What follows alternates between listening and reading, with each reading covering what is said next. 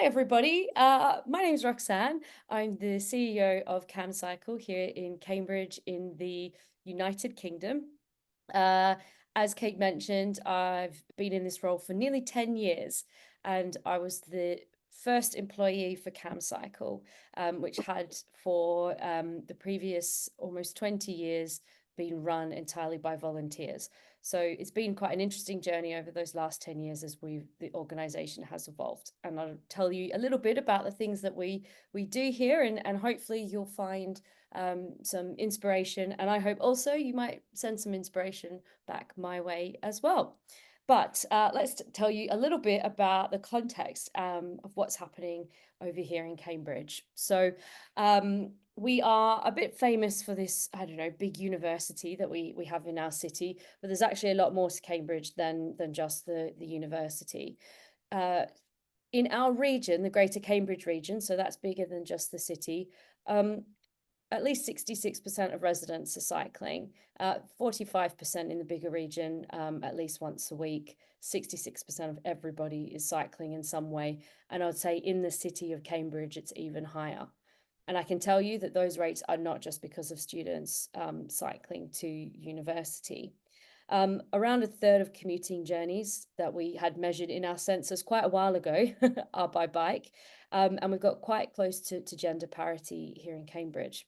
So we are a cycling city, almost in spite of the infrastructure, because for a long time we've not necessarily had that much. And so what else is happening in our city? We are famous for cycling. We've got the university, but what we have is a very unique ecosystem that exists around those, from the science and the technology and the biotech industries that are happening in Cambridge. So I like to say that every single one of you is carrying some Cambridge technology around. There are numerous things going on in your phones that have been invented and created here in Cambridge. So in some ways, you could say there's quite a bit of wealth in our city. There's a lot of investment and there's a lot of growth. And of course, because everybody wants a piece of Cambridge, it gets a bit complicated. So I last made this slide before our general election. So we've had a change of national government, but the complexity in Cambridge is still there. So in my job, I deal with the Cambridge City Council. They do planning around housing developments. They might do cycle parking. I deal with the Cambridgeshire County Council. They're a highways authority. I've then got the district councils that exist around Cambridge. They also do planning. Then we've got the Greater Cambridgeshire Partnership, which is where we've brought together the city council, a district council, and the county council to do highways projects and to support the growth of Cambridge. And then I've also got something called the Combined Authority, which is all of the district councils, the county council, and the city council also doing highways and transport projects to support the growth of Cambridge. And in addition to that, we've then got our national government and the things that are going on there. And in addition to that, we've now got something called a Cambridge Delivery Group. We'll see what happens to that with the new government. They're also interested in the growth of Cambridge and transport and housing. We've also got a sub-national transport body, also interested in transport happening in our city. We've also got East West Rail bringing a new railway line connecting to Cambridge. And there's also interest in what happens around housing along there, and lots of other little clusters and interest groups. So needless to say, in a city with not necessarily that much population, Cambridge City about 125, the region 250,000 people, this is a lot of politics, a lot of interest that we're dealing with. So that's the context we've got around Camcycle. So what is Camcycle? Well, we've been around for nearly 30 years. It'll be our 30th anniversary next year. And we are, I guess, a very typical cycling campaign. We've got over 1,700 members. I just checked today, we're about 1,740 subscribed paying members. And we have a lot of volunteers involved in our work, and we've got our staff team as well. This is our strategy that we're wrapping up at the moment. So we're about to launch our new strategy next year, but it gives you an idea of how we've been approaching our work over the last 4 or 5 years, bearing in mind we had a pandemic in the middle of that sort of, was a little bit of a distraction, and our external environment, the politics have changed very, very rapidly over this time, but this still stands pretty true. So we're really aiming to grow our influence at the regional level where transport decisions are made. So Camcycle first came about in response to a ban on cycling in the city centre. Hard to believe, but there was a timed ban on cycling through the city centre without very much in the way of alternatives to make those journeys, particularly for students trying to get to colleges and classes. So Cambridge Cycling Campaign started very much as a city campaign. However, all those things I've talked to you about that politics, that's now all happening at a regional level. So it was very clear to us that we needed to become bigger than just the city. We needed to match our campaigning to where the decisions were being made, where the politics were happening. And that meant very important to become a regional campaign. However, it was also just the right thing to do. If we look at the people that are traveling in and out of Cambridge, people living in Cambridge travel out for work, people living outside of Cambridge traveling in for work, school journeys, etc. We're quite an unequal region for all the wealth happening in Cambridge. There's a lot of deprivation. So it was also just the right thing to do to represent a larger region. And we've been doing very well on that. And I can talk a bit about some of the successes there. Our other objective has to become much more agenda setting in our campaigning and how we get other people involved to make change happen. So it's not just Camcycle doing the work. How are we getting communities to do their own campaigning? And how are we getting out ahead of what all those different local authority bodies might be putting our way? How do we influence them rather than have to deal with what they give us? And I can touch on that as we go through the presentation. Of course, cycling is joyful. It's not just about planning applications and being grumpy when the bike lanes aren't where we want them. So we also have been trying to celebrate the joy of cycling. And then the really hard part, and you've just already touched on it a bit, trying to reach your quorum for this meeting, is how do you nurture a sustainable organization to support all of that campaigning work that you're doing? And throughout my time at Camcycle, that's become much more of my focus. So I've had to let go of some of the campaigning, let others do that while I make sure we've got an organization that can run itself. And so I don't know how much of that you might want to know, but I'm certainly here to answer questions on that.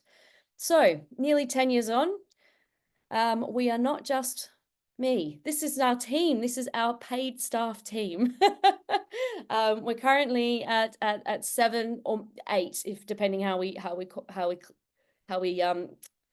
categorize our staff. That'll drop down to 6 again because 2 of them have been around for the summer, but I'm hoping we'll get that back up.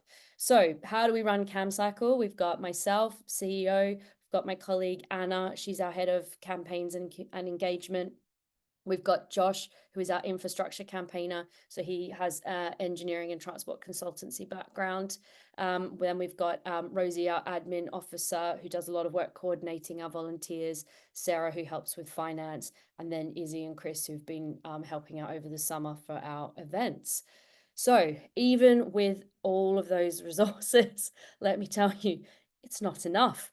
It's really not. And so the tricky thing we have when we get to this level of success for an organization like Camcycle is you have to have a certain amount of things to run the organization. And the big question is, do you grow so you can have everything you need, or do you need to shrink so those demands of the sustainable organization aren't so great?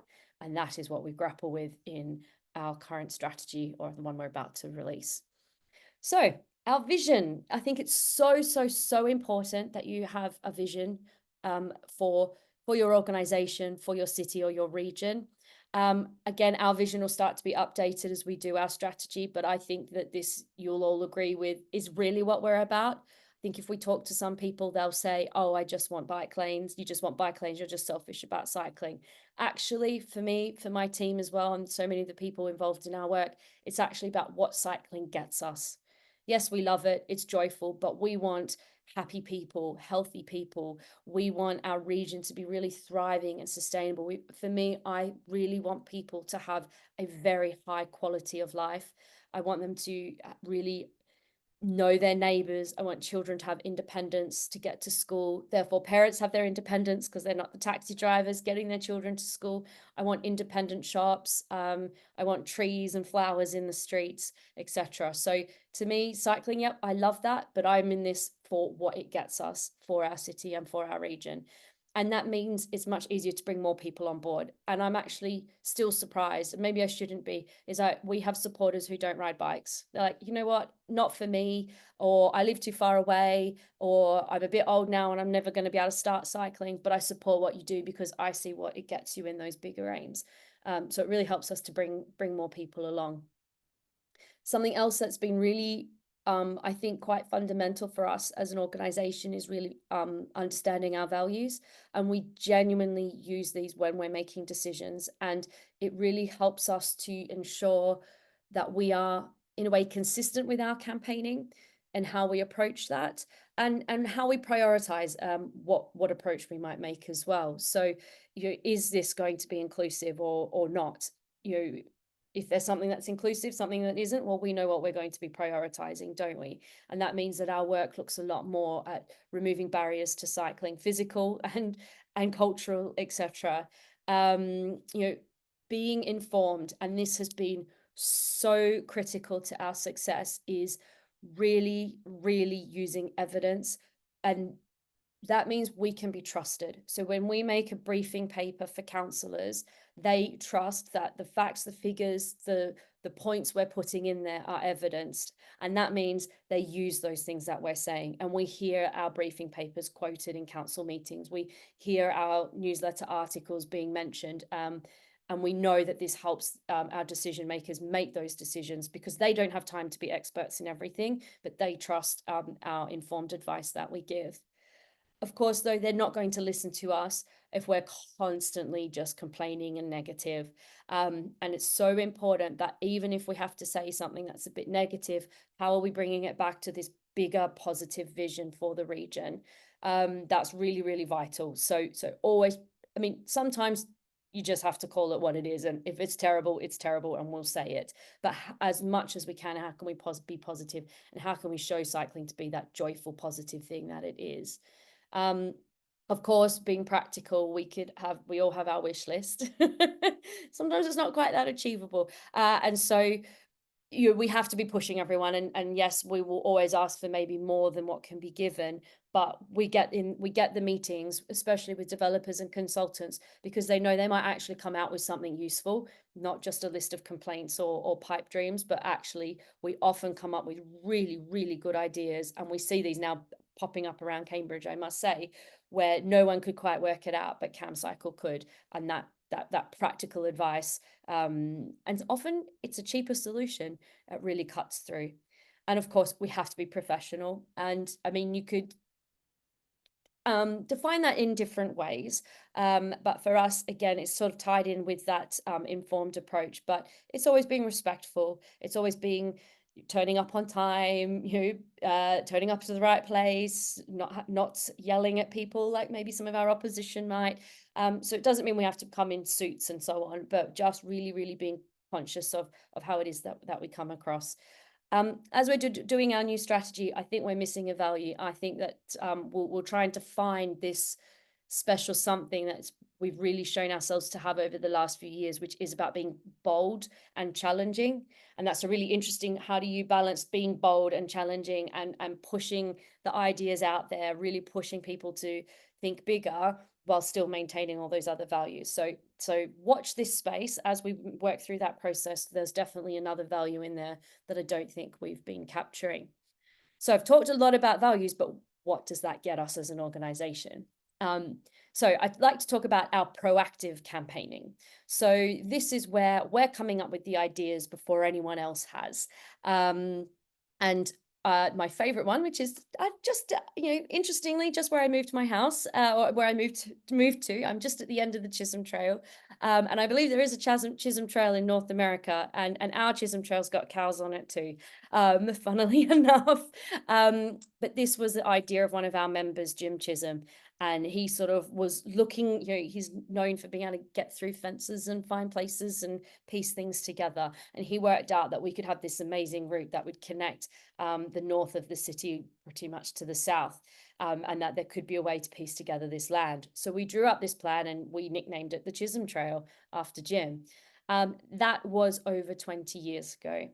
And we finally got phase one opened about 3 or 4 years ago now. And it's just took a lot of work from idea to stakeholder engagement, getting our local authorities, the councillors, the officers to see what could be possible, finding the processes that might help us get that into the local plan.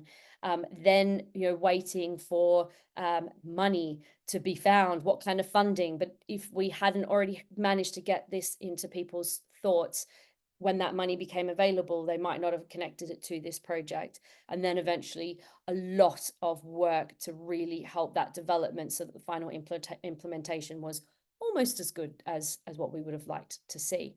And so that's just one example of our proactive campaigning. And this cycle route is exceeding everybody's expectations in terms of how much it's used. And I use it every single day. And it certainly influenced my decision on where I chose to live. Another great example is a new development sort of outside of Cambridge called Waterbeach. Well, the village of Waterbeach, or the town of Waterbeach, already existed, and now they've added essentially another town is going to be sort of attached to it, called Waterbeach Newtown. And this was first thought of before I even joined Camcycle, and our members, one of our trustees in particular, got involved very, very early on. And this development would have looked like every other development you see popping up around the UK if we hadn't managed to get in there. And we were really great at showing inspiration, thought leadership, practical, but bold ideas, and saying, we think this town could be better than anything we've done in this country before. And it's over a decade of us chipping away and working with them that we now have got probably the most Dutch development in the country now on the edge of Cambridge, and people are starting to move in. And what's been so fantastic through this process is now hearing the consultants and developers thank us for our contribution. They've got up at conferences, in front of public meetings, etc., and said, Camcycle shaped this. And even the consultants didn't realize how early on, because they change, they move on. We've been here the whole time. We've got the history, and we know how early on that influence started. But we've been there persistently for 10 years, and that has completely shaped what this development looks like. And it will shape the lives of generations of people who live there. But not only that, this is now being held up as a great example for the country, and people are coming for study tours to visit and learn. And it's also now showing how Camcycle can help other developments. The problem is we're now getting asked for so much advice that we don't have the resource to keep up with it. So we're now looking at how we start charging for that so that we can get more people on board to make sure we're meeting with all those developers and consultants for all the development that's coming to our region. But that's one I really, I think we should be very proud of here. So that's the proactive stuff. And that would be nice if it was all proactive, but sometimes we've got to be a little bit reactive because it's not going our way.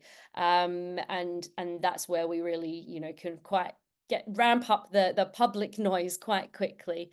So things like awful barriers popping up. I believe these barriers in the picture, I think were they the record? Did we have them out within a week of installation? I think so. I'd have to go and chat with my colleagues, but we've been getting quicker and I don't know why they keep putting them in, because we keep getting them pulled back out again. There's still a few that are sticking around that we can't seem to get moved, but but very quickly being able to be reactive, get the photo shoot, get the press release, get the comments happening, stir up a little bit of local noise is really important.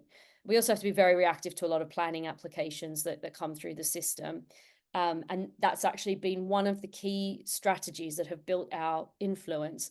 We were, could say relentless, perhaps ruthless, at looking at every single planning application that went through our planning system for the city, and every single planning application that had anything to do with cycling, we looked at. And if there was a problem, we raised it. If it was good, we also commented that it was good. And we had so many planning applications getting called into council meetings to be looked at. We were informing the councillors, with really helpful, not quite a briefing paper, but really helpful responses. And the councillors were then getting onto that and applying policy very, very consistently, that it just got to the point where the developers, the consultants learnt just speak to Camcycle first. Don't bother submitting any planning applications until you've spoken to them, because we'll waste our money, because they'll find a problem and we'll get called in. So being really, really persistent on that sort of built that influence.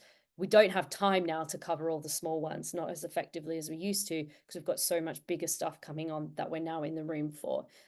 But you can start small and really effectively start to build that respect that gets you in the room. Right, I just realized my timing's not going, so am I still okay for time? Yeah, brilliant. Right, so also informing the public has become a really big part of what we do. So, you know, that very early slide where I talked about just how complicated things are here in Cambridge, we find it hard, and this is our, you know, full-time jobs. How on earth does someone with a busy life navigate what's going on? You never know, you know, if you've got a problem, you just don't even know who to take it to. So what we do is we get stuck into those consultations and we translate them for the public, and we make it really easy for people to get involved and respond. And we know from click-through stats, we think sometimes we're getting well over 50% of respondents are coming through our materials to those consultations. It can be very technical, very hard to follow. People don't have time. We give them guides. We say, if you've got 3 minutes, do this. If you've got 10 minutes, do this. If you're really informed, but you just want to know what we think, read this. And it's really working, and it's really educating the public so they can then go and do some of this for themselves as well. Right, we also just educate the public more generally. I'm sure anyone else working in this space, anytime you try and talk about cycling infrastructure, you always get, yeah, but cyclists don't wear lights and don't go through red lights and do this, that, and the other. So of course, you know, it just helps us in our campaign to say, yes, we do some education around that. But also people, you know, it's a city where lots of people move to. There's quite a bit of turnover, so it's really good to make sure we've got resources to help people when they're in this city. We also had a really big problem with cycle theft, and working with the police, we've halved rates of cycle theft since 2019. So we've been quite successful with that as well. We do regular webinars. We actually did an in-person workshop for councillors this week with a Canadian, Melissa Bruntlett. She was in Cambridge and did a great workshop for our councillors. We produced policy papers, various maps. We've just done a ride to picnic, a guide to picnic rides for the summer. We also do weekly updates, so emails that go out to our members every week. And we know that these are really highly regarded because there's always something you can do. There's something useful. I think we get a very high click rate on our newsletters. And I know our magazine goes national. We send it to anybody influential in the country that we can get it to, and we know they read it. I may have had someone very senior and very influential tell me that our magazine was the best one in the country and the one that he reads. So yes, a little campaign like ours is having national influence through some of this work. Right, so celebrating the joy of cycling, we do a few things. We have the Reach Ride. It's a ride we do once a year, and we get, on a really sunny day, we could have 1,000 people come on this family-friendly ride. We don't like doing rides for no reason, really. So we go to a fair. It's a fair that's been happening for 800 years. People used to walk. They went in carriages. They drove. Now they cycle with us. We go to the fair. We have a great time, and we cycle back again. It's about 27 kilometers each way. It's become an institution in our city. And just yesterday, we had our cargo bike parade, our cargo carnival, where we celebrate cargo bikes. I don't have the stats or the photos yet, but I think we had about 100 cargo bikes cycling around the city. And so what's next for us? I talked about our strategy, so that's coming along, and we've got some really big, hard decisions to make because there's plans to potentially double the size of our city to bring so much housing to our region. How do we influence all of that that's coming to us while working with the problems we've already got here? How do we do the celebration of cycling, and how do we make sure as an organization we're fueled and funded to do it? Things that have been working very well for us are our program called Zero Carbon Streets, which should have had a slide because it's a great one. And that is about how we really reach out to communities and develop all the campaigns or groups that we've got around our region to do their own campaigning. And so my favorite one is, I'll just say, we don't just work with cycling campaigning groups. And I think we have to really think much more broadly about who is going to do the advocacy in different communities. So one great example is in a region called Fenland. And there's a group of parents that have created an organization or a committee to support educational outcomes for children in their region. But one of their big issues was getting their kids to school. So they worked out, if we had this bike path that went from here to here, that would be so much easier for kids to get to school. So we've come in and said, great idea. We have all the technical knowledge, so we can help you understand what that should look like. We've got the planning and the political knowledge, so we can explain to you how you might go about getting that to happen. And we've got this great communications expertise, so we can help you learn how to, we can help you with the press release, get you in the paper, get you on the radio. We'll do a bit of social media, and we'll help put our name and our influence behind you to make this happen. But it's your campaign, it's your cycle route. And I tell you what, they've got it in the local plan. So that's happened really quickly. So I think it's really important that we're looking for those different audiences, those different communities that need help. And so that's what this strategy that's coming up for us will really look at how we best work with that. It's been a bit experimental to date. How do we maybe formalize that more as we move forward? And so this is honestly about this much of a very big iceberg of what Camcycle is and what we do. But I figure I'd rather take your questions, so I know I can tell you the things that you want to hear. But there's a few places you can go to get more information. Our annual reports are a good snapshot of all the campaigning work we might have done over the year, as well as how we've maybe made it happen with the finances and so on. We do our magazine 4 times a year, and that is available on our website as well. So you can go and have a look at our magazine. As I said, it's out there, it's national, it's influencing. So do feel free to take a read of that.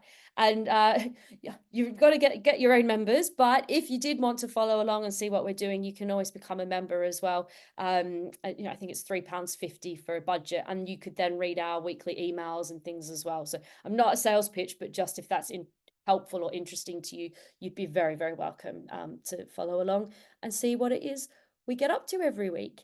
But I'll stop there and take any questions you might have.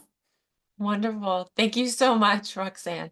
That was fantastic presentation. I see hands are flying up. So Sarah Kirk, I think yours is the first.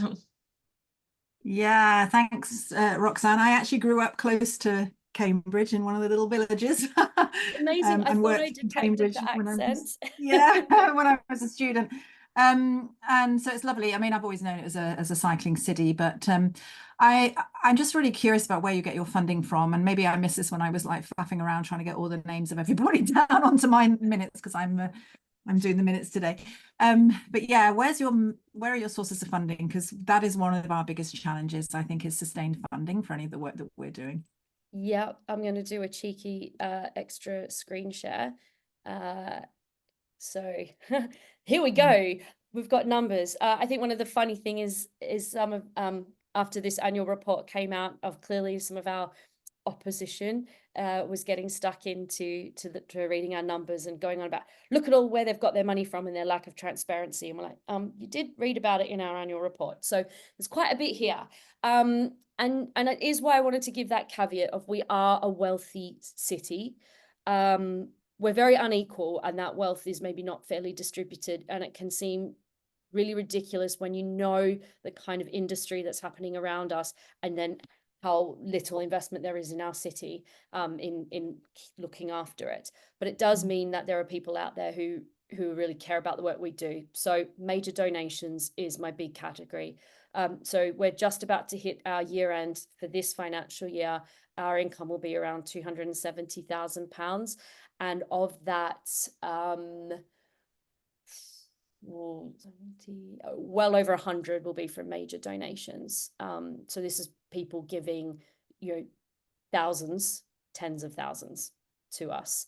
The other place where a lot of our funding comes from are individual fundraising campaigns. So we do 2 things called the Big Give. They're match funding campaigns. So we get a bit of grant funding, a bit of bigger donations, and then we go out and we ask the public to make smaller donations, and then those get matched. That brings in 50K for us a year. Membership obviously brings in income, but that's going to be settling in around 10, maybe 20% of our income overall. That's going to be hard to really grow that to be any more of our income, especially as we grow. And then grants. I'm hoping once we've locked down our new strategy, our grant income will lift up a little bit. It's a bit right now that my biggest potential is in major donations versus grants. And then the follow-up question to that is, are you a charity then? Yes, absolutely. Yeah, we are a registered charity. We're an unincorporated membership association. We have to go on this administrative journey of becoming a charitable incorporated organization. So at the moment, the model of charity we are means our trustees are individually liable for the organization.